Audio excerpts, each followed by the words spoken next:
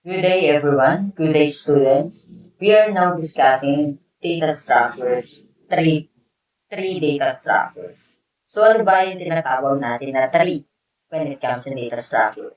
Tree is a widely used data structure in computer science that represent a hierarchical structure of elements. It consists of nodes connecting by edges, where each node stores a value or data and has zero or more child nodes.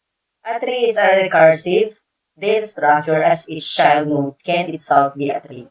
Tandaan po natin, ang tree na tinatawag po dito is a data, ito yung data structure na kalimitan ginagamit natin in computer science. It represent hierarchical structure of elements and consists of nodes, edges, heights, um, parent, root, children's, leaf. So it is different parts of a tree na kung saan all of that nodes have their own values. So meron siyang values stores in different nodes. So every node has zero or more child nodes. A tree is a recursive data structure as each child node can itself be a tree. So, or a sub-tree. So, dun sa structure niya, there have a possibility na magkaroon siya ng tinatawag na sub-tree. Once that you create another binary tree inside the whole structure of the tree. So, mas madidiscuss natin siguro siya if nabigyan tayo ng part ng mismong topic ng sub-tree. So, tingnan natin mamaya based on the next lessons madidiscuss natin ulit yung topic. So, let's go to the next lesson. Next topic, key characteristic of a tree data structure. Root. The topmost node in a tree is called the root. Ito po yung pinaka nasa taas. Ito yung pinakamataas na nodes. Ang tinatawag po kasi nating node, yung bilog. Yung bilog na kung saan meron siyang laman na data. So, yun po ang tinatawag nating root, yung nasa taas. Then, yung node na tinatawag, ito po yung nagre-refer to as a node. So, ito yung bilog sa diagram natin. So, mamaya makikita natin kung ano yung tinatawag na nodes. Edge. An edge is a connection between two nodes. Kapag sinabi naman nating edge, ito yung line na kung saan nagko-connect sa mga nodes niya. So, halimbawa, ito yung bilog, then ito yung pangalawang bilog, then meron po siyang line. Yung line na yun ang tinatawag natin na edge. Next is parent and child. The parent node is the one that has connection to other nodes, which are called its children. Kapag po parent ka, ibig sabihin, solo ka na nodes na kung saan may connection ka pa sa ilalim. So that is called child. Yung mga nasa taas, that's called parent. And then yung nasa baba niya po, that is called children. Next, leaf. Ang leaf naman po, ito po yung mga nodes sa dulo, sa bottom natin na wala nang kadugsong. That's called leaf. Ano po, wala na siyang kadugsong.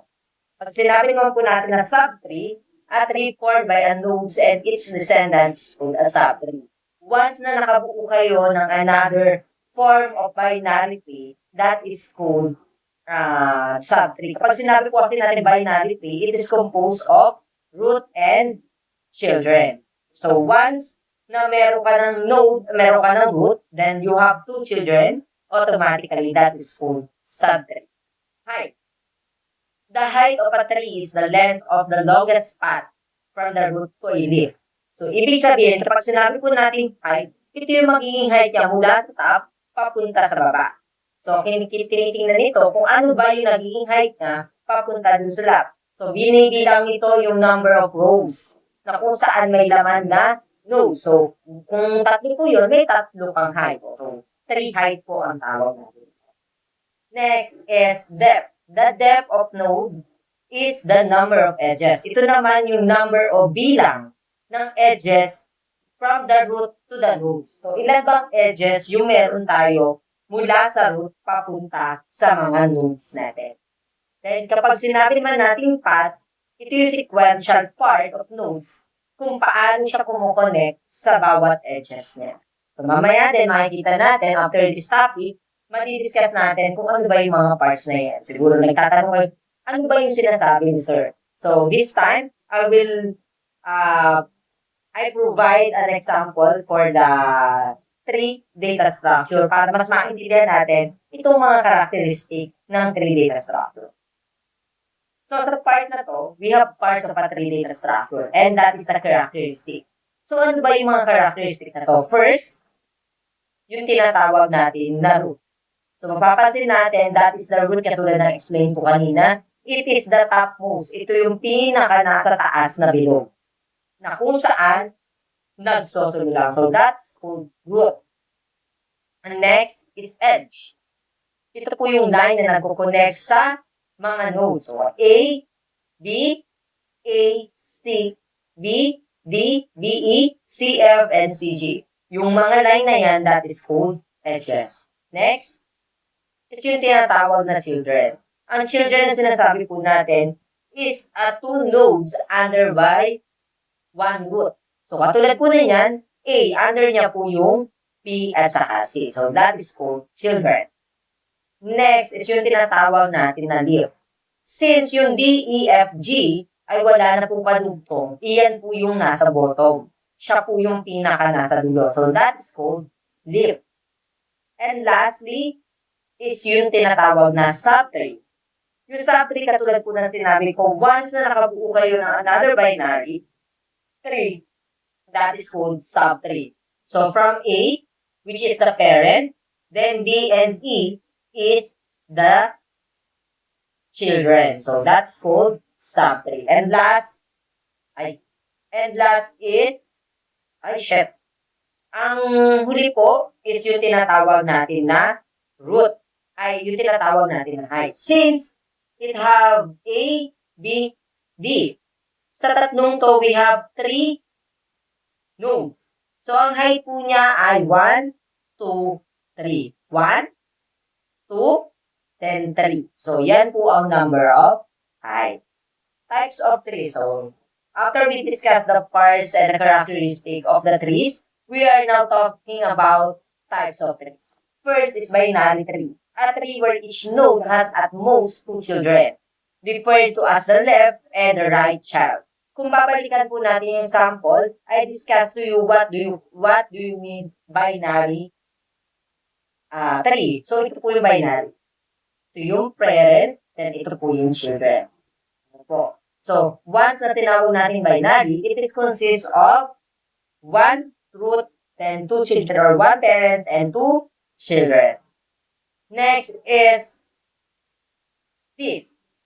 Siyempre, once na tinawag natin na binary, you can translate. So, it's not character, but you need to use numbers. So, katulad ko ng pinakita ko, it is consists of 2 binary. So, ito po, binary po to.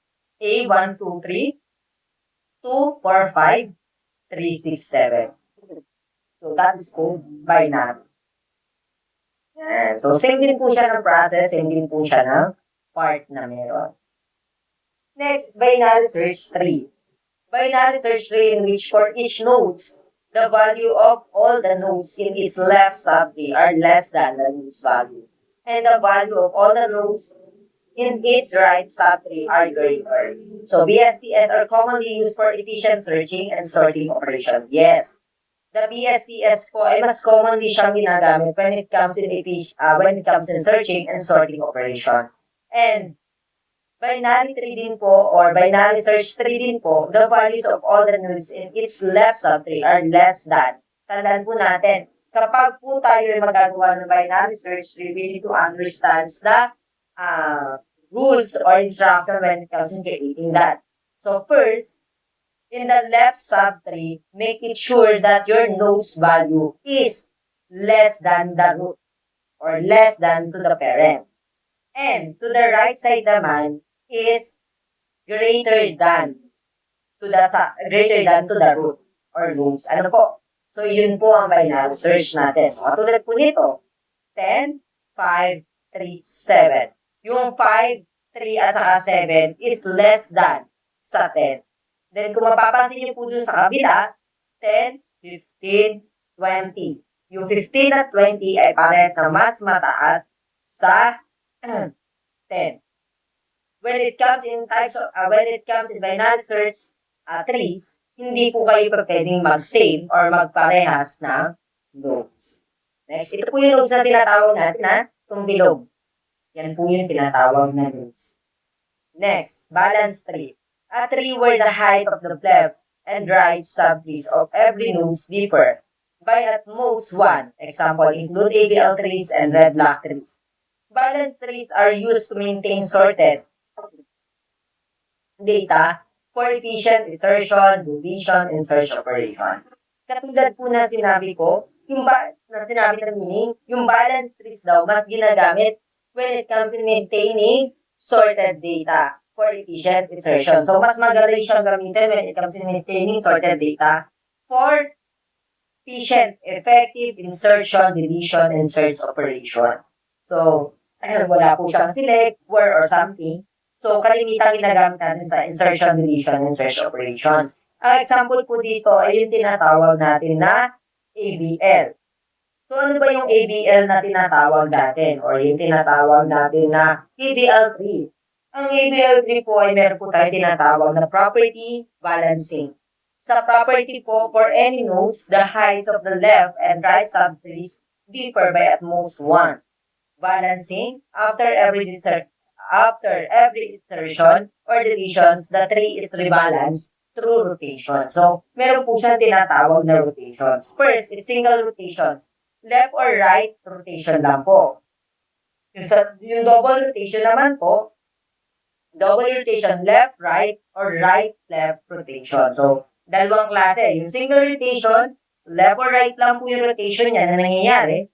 Pag sinabi naman natin na double rotations, ito po ay left, right, or right, left rotation.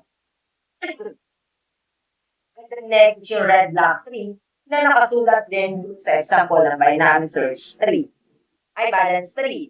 So, ang example po diyan is yung properties niya ulit. Each node is either red or black. The root is always black. Red nodes cannot have red children. Tandaan po natin, kapag po red nodes ka, hindi ka po pwede magkaroon ng red children.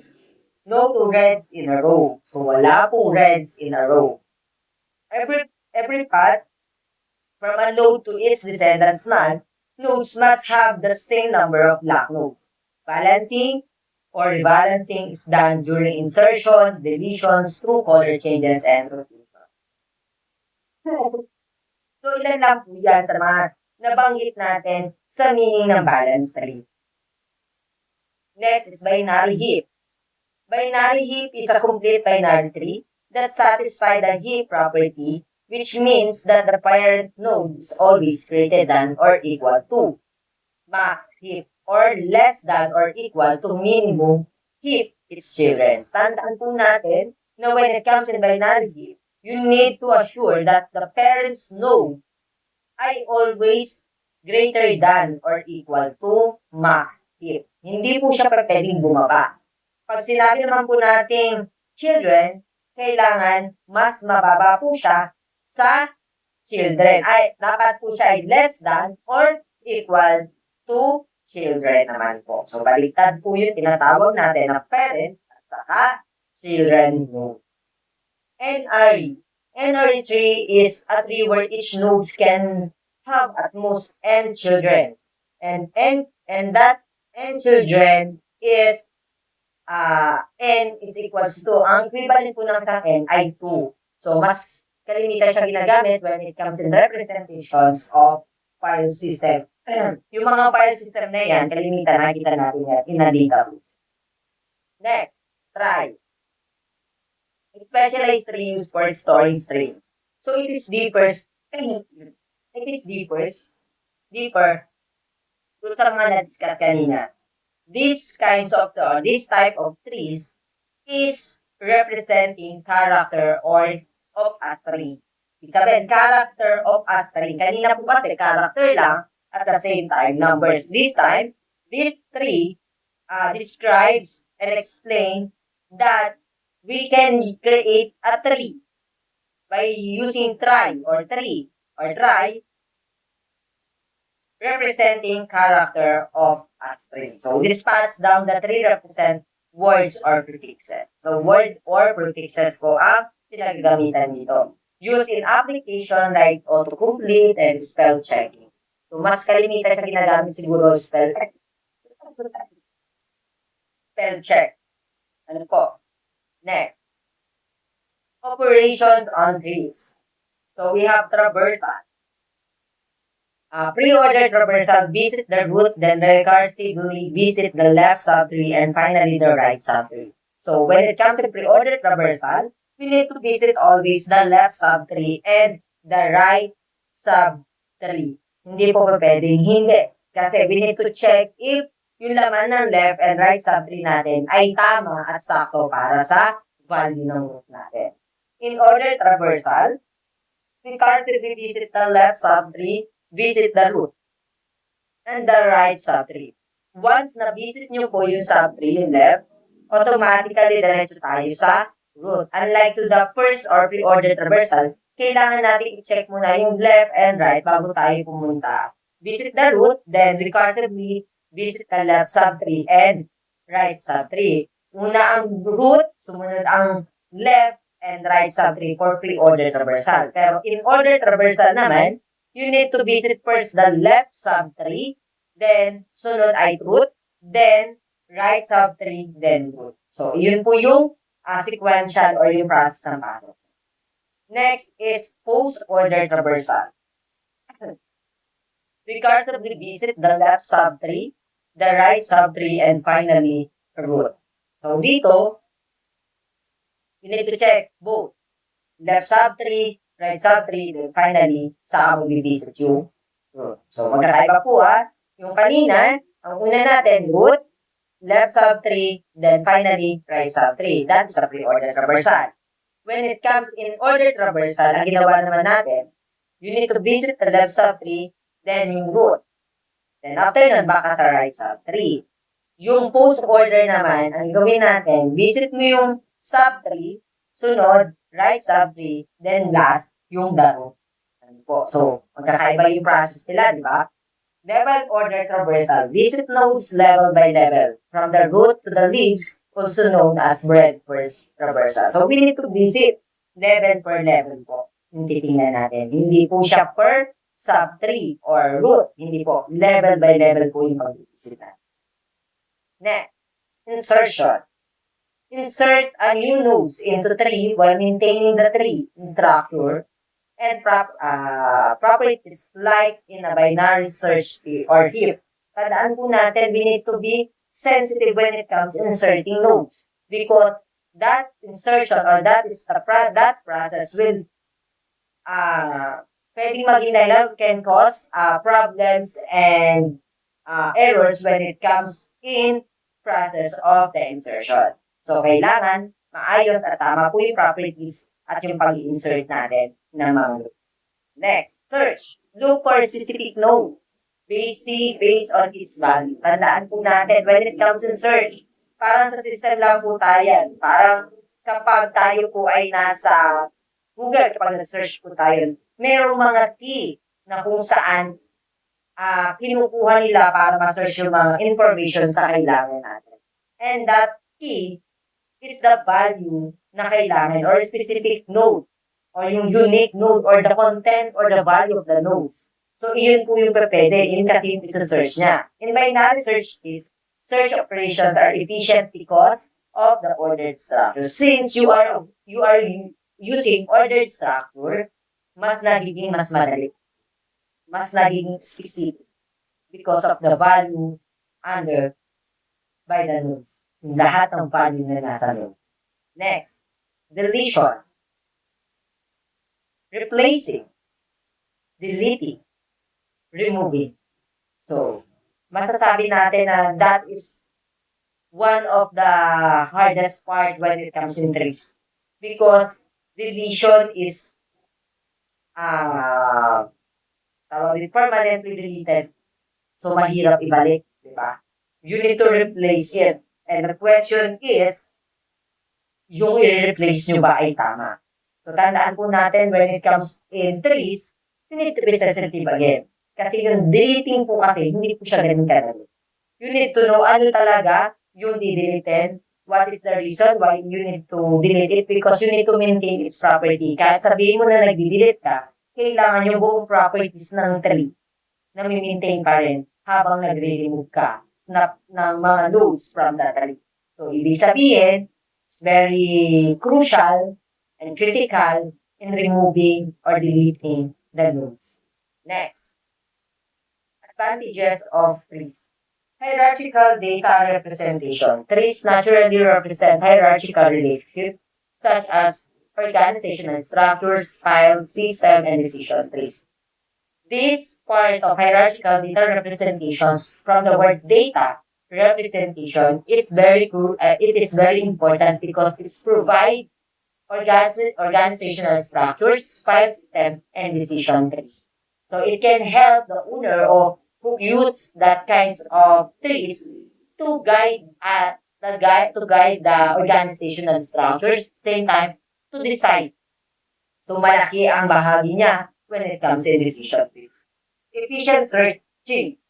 Trees like binary search trees allow for efficient search operations. Average time complexity, 0 log, and 4 balance. So, efficient, para sa trees natin, yung search operation talaga. Sadya naman, mas mabilis ka nakakapag-search, mas mabilis na ibibigay kung maayos yung average time ng complexity natin. Next, efficient insertion deletion. Trees offer efficient insertions and deletion compared to arrays or linked lists, especially when balanced. Trees offer efficient insertion and deletion compared to arrays or linked lists. So, ino-offer nito yung effectivity ng tinatawag natin insertion and deletion. Mas madali siyang gamitin, mas effective siya kumpara sa arrays kasi po ang arrays or linked list, meron po siyang selected na collections of information, collection of data or statements under the parenthesis. So, nandun na yung information collected na siya. So, mas mahirap siya kumpara sa efficient insertion and deletion. Traversal flexibility. Different types of tree traversals in order, pre-order, post-order allow trees to be processed in various ways based on application. So, yun. Traversal siya when it comes to flexibility. So, you can use allow trees to process in various ways based on the application na ginagamit mo. And next is the applications of trees. Binary search trees or BSTS. I already discussed is used in databases and file system for indexing and efficient searching. In this part, meron tayong mga part dito na kung saan na i-discuss natin kung ano ba yung tinatawag na databases. So, dito meron tayong indexing and efficient searching. So, mas mabilis. Diba? Heaps. Using priority queues and sorting algorithms like heap sort. Already discussed it, but this discussion is all about priority queues and sorting algorithms, yung heaps na tinatawag po natin. So, mas madali natin masasort by using heaps. Next is tries. I already discussed it in the past lesson. Using search engines, spell checkers, and autoplay completion tools. So, yung tries po natin, mas ginagamit talaga natin siya when it comes in search engines. Ano na pag nag-spell checkers, so siguro naman nakagamit na tayo ng mga system na nag-check ng spelling natin. Yung nag-automation complete na yung mga tools, nakagamit tayo ng mga system niyan na ganyan, na hindi lang natin napapansin na yun na pala yung ginagamit natin. So that is the process of tries. We can use the try. File system, directories, and files are often organized in a tree-like structure where directories are nodes and files are leaf nodes. So dito pumapasok where directories are nodes. Yung mga directories daw na tinatawag natin ay tinatawag natin na nodes. And the files, yun po yung tinatawag natin na leaf nodes. So yung directories is a node, then yung laman po nun, yun yung tinatawag natin na leaf nodes. And that is the end of my lesson for today. I hope you enjoy and you learn a lot. Thank you and God bless. Bye-bye.